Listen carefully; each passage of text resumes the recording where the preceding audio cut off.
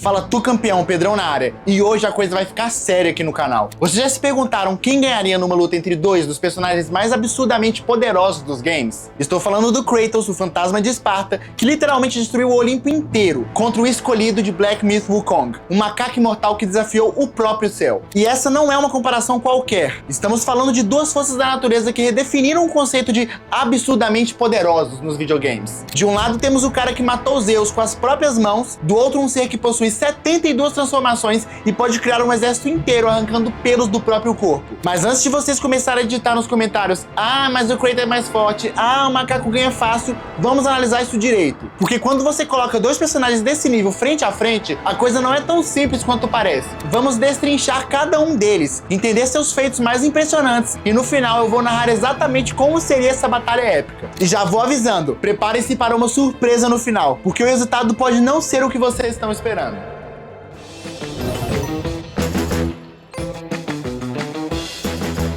Kratos, o fantasma de Esparta. Vamos começar pelo nosso guerreiro grego favorito. Kratos não é só mais um protagonista de action game. Esse cara é literalmente um deus que começou como um simples mortal espartano. E quando eu digo simples, é modo de falar, porque mesmo antes de virar semideus, o cara já era um monstro no campo de batalha. A história do Kratos é uma montanha-russa de tragédia e redenção que faria Shakespeare chorar. Imaginem só, você é um guerreiro espartano, liderando seus homens em batalhas épicas, quando de repente se depara com uma horda bárbara que é mais selvagem que você. À beira da morte, você faz um pacto com Ares, o deus da guerra. Parece uma boa ideia, né? Spoiler, não era. Ares manipula Kratos para matar a própria esposa e filha. As cinzas delas ficam grudadas na pele dele para sempre, transformando-o no fantasma de Esparta. É aí que a coisa fica interessante, porque Kratos não aceita isso quieto. O cara literalmente decide, sabe de uma coisa? Você tirou minha família, né? Então agora eu vou matar todos os deuses. Não foi só conversa, Kratos matou Ares e se tornou um novo deus da guerra. Mas aí os outros deuses do Olimpo começaram a encher o saco dele. E vocês sabem como Kratos é com quem enche o saco dele, né? O resultado foi uma guerra que destruiu toda a mitologia grega. Vamos falar dos feitos mais absurdos desse cara. Kratos derrotou o Cronos, um titã do tamanho de uma montanha. Ele quebrou correntes que foram forjadas pelos próprios deuses para prender os titãs. O cara carregou templos inteiros nas costas como se fosse uma mochila escolar. E o mais impressionante, ele matou Zeus, o rei dos deuses, usando apenas a força bruta e muita, mas muita raiva. Mas aqui vem uma reviravolta da história de Kratos. Depois de destruir toda a Grécia, o cara teve uma crise existencial. Ele percebeu que a vingança não trouxe paz, só mais destruição. E te lembrou que personagem de Naruto? Então fez algo que ninguém esperava, amadureceu. Kratos migrou para as terras nórdicas, casou com a Fei, teve um filho e tentou viver uma vida normal. Claro que normal para Kratos significa enfrentar deuses nórdicos, incluir Odin e Thor na lista de inimigos e liderar as forças do Ragnarok. Mas dessa vez foi diferente. Ele não estava movido por vingança, mas pela proteção da família e pela esperança de um futuro melhor. Agora vamos falar do arsenal desse monstro. As lâminas do caos são correntes flamejantes que estão literalmente ligadas à alma dele. Essas correntes podem se estender infinitamente e queimam com o fogo do próprio inferno. Depois ele ganhou o machado Leviatã, um machado élfico que pode congelar inimigos e voltar para a mão dele como o martelo do Thor. Mas a arma mais poderosa de Kratos não é física, e sim a fúria espartana. Quando ele ativa essa habilidade, fica temporariamente invulnerável e sua força aumenta exponencialmente. É como se ele entrasse no modo Berserk divino, onde literalmente nada pode pará-lo. E tem mais, Kratos é filho de Zeus, então ele herdou o controle sobre raios e tempestades. Ele pode invocar relâmpagos, criar ondas de choque sísmicas e tem uma resistência mágica absurda. O cara já sobreviveu a ataques que deveriam desintegrar qualquer ser vivo. Mas talvez o feito mais impressionante de Kratos seja sua evolução pessoal. De um guerreiro cego pela vingança, ele se transformou no deus da esperança. Isso não é só desenvolvimento de personagem, é uma mudança fundamental na natureza divina dele. E isso, meus amigos, pode ser o fator decisivo numa batalha. O escolhido, o rei macaco imortal.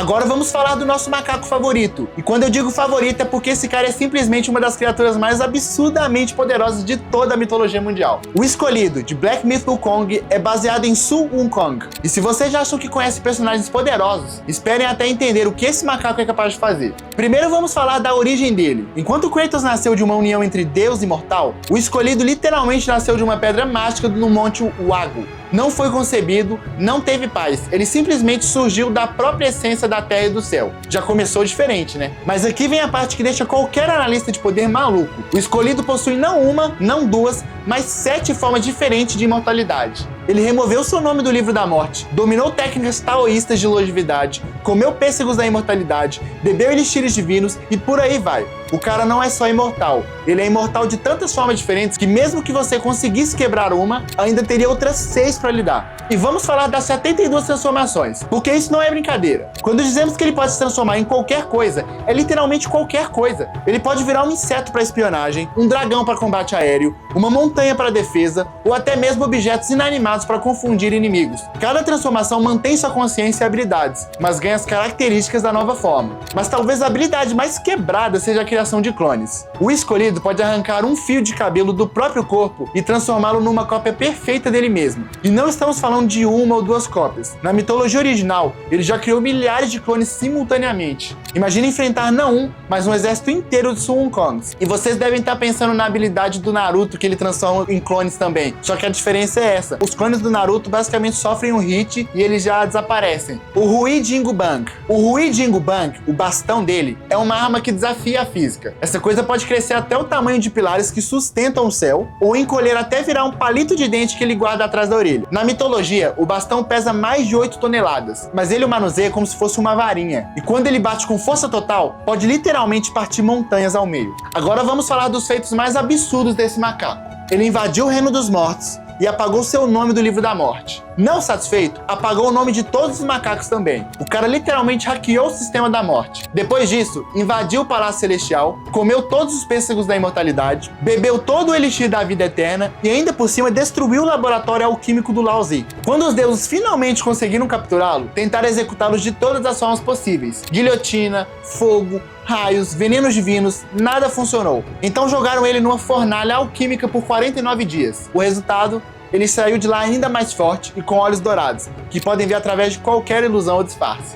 E a velocidade desse cara é algo que quebra a nossa cabeça, velho. Com um único salto, ele pode percorrer 108 mil li, que equivale a mais de 50 quilômetros. Para vocês terem uma ideia, isso significa que ele pode dar a volta na Terra em menos de 1 minuto saltando. E não precisa de impulso, é só pular e pronto. Mas o que mais impressiona no escolhido não é só os poderes físicos, é a inteligência tática dele. Esse macaco é um mestre em artes marciais que domina todas as formas de combate existentes. Ele pode lutar com bastão, espadas, lanças ou até mesmo com as mãos nuas. E como ele viveu por milênios, teve tempo de aperfeiçoar cada técnica até a perfeição. A jornada dele em Black Myth Wukong mostra um personagem que não é só poder bruto, ele busca iluminação espiritual, quer entender seu lugar no universo e luta não apenas por vitória, mas por crescimento pessoal. E isso o torna imprevisível, porque ele pode tanto usar força bruta quanto estratégias elaboradas dependendo da situação. E tem um detalhe crucial: diferente de Kratos, que passou por uma evolução emocional, o escolhido mantém sua essência rebelde e impulsiva. Ele não luta apenas para proteger, ele luta porque é sua natureza desafiar autoridades e quebrar limites. Isso pode ser tanto uma vantagem quanto uma fraqueza numa batalha. Análise por critérios. Agora que vocês conhecem os 2 monstros, vamos fazer a análise que realmente importa. Vou dividir em 5 critérios específicos e dar uma pontuação para cada um. Preparem-se porque alguns resultados vão te surpreender. Ou não. Força física bruta. Kratos carrega templos, quebra correntes divinas, luta corpo a corpo com titãs. O escolhido manipula bastão de mais de 8 toneladas, parte montanhas, força suficiente para sustentar pilares celestiais. O resultado é um empate. Ambos transcendem limites físicos normais. Critério 2. Velocidade e agilidade. O Kratos é rápido o suficiente para desviar de raios e tem os reflexos divinos. Já o escolhido pode saltar em uma velocidade acima de 50 mil km por hora. E nessa eu acho que o escolhido vence. A velocidade dele tá em outro nível. Critério 3. Resistência e durabilidade. Kratos sobreviveu à destruição do Olimpo, resistência divina, mas ele pode morrer. Já o escolhido tem 7 formas diferentes de imortalidade, indestrutível por métodos convencionais. Eu acho que a imortalidade múltipla é quebrada e por isso eu vou ficar com o macaco nessa daqui. Critério número 4. Versatilidade de habilidades. Kratos tem a fúria espartana, o controle elemental e armas variadas, como as lâminas do caos e o martelão. Já o escolhido tem 72 transformações, clones infinitos, habilidades mágicas diversas, então eu vou ficar com o Rei Macaco nessa. Até aqui o macaco está ganhando, né? Mas calma que a coisa vai ficar interessante. O cenário é uma arena dimensional onde realidade e mito se encontram. Kratos surge das chamas, lâminas do caos em punho. O escolhido materializa-se numa nuvem dourada. Bastão está reluzindo. Round 1. Fight! Macaco ataca primeiro com velocidade cósmica, bastão crescendo até virar um pilar. Kratos defende com as correntes flamejantes. A colisão racharia continentes. Um empate na primeira rodada. Round 2. Fight! O escolhido se multiplica em 50 clones. Kratos ativa Fúria Espartana e vira um tornado de fogo e aço, destruindo todos os clones. Mas o macaco se transforma. Águia, tigre, dragão, cada forma um estilo diferente. Kratos se adapta, alternando entre gelo e fogo. Empate novamente. Final round. Fight! Ambos abandonam Trunks e partem para combate puro. Aqui a experiência de Kratos brilha. Ele já enfrentou inimigos mais rápidos, mais fortes, mais versáteis. Cada movimento é calculado. O escolhido, acostumado a vencer pela superioridade, começa a se frustrar. O momento decisivo. O escolhido, impaciente, decide usar todas as 7 mortalidades simultaneamente. Algo nunca tentado. É arriscado, mas deveria ser imbatível. Kratos faz o oposto. Para, observa e encontra o que o macaco não vê. Quando todas as imortalidades se ativam juntas, elas criam um ponto de convergência vulnerável por 0,3 segundos. Com a precisão de quem aprendeu que sabedoria supera força bruta, Kratos atinge exatamente esse ponto. Ele não mata o escolhido, ele ainda é imortal, mas ele o derrota completamente. E o vencedor é Kratos. Porque não por ser mais forte, mais rápido ou mais poderoso, mas porque evoluiu, porque aprendeu que vitória verdadeira vem de combinação de força, sabedoria e controle emocional. O escolhido tem poder infinito, mas Kratos tem algo que o macaco ainda busca: crescimento real através da adversidade. E aí, galera, concordam com o resultado? Sei que muitos de vocês devem estar pensando, mas o macaco tem 7 mortalidades, como ele pode perder? A resposta está na evolução, pessoal. Kratos representa algo que vai além do poder bruto. Ele mostra que o crescimento verdadeiro vem da capacidade de aprender com derrotas, de evoluir emocionalmente e de usar sabedoria junto com força. O escolhido é incrível, mas ainda está na jornada que Kratos já completou. Deixem aí nos comentários, vocês concordam com essa análise? Acham que o resultado seria diferente? E que outros confrontos épicos vocês gostariam de ver aqui no canal? Curtam o vídeo se gostaram da análise, se inscrevam no canal para mais conteúdos assim e ativem o sininho para não perder nenhuma batalha épica aqui. Até a próxima, e lembre-se, às vezes a vitória não vem de ser o mais forte, mas de ser o mais sábio. Fui!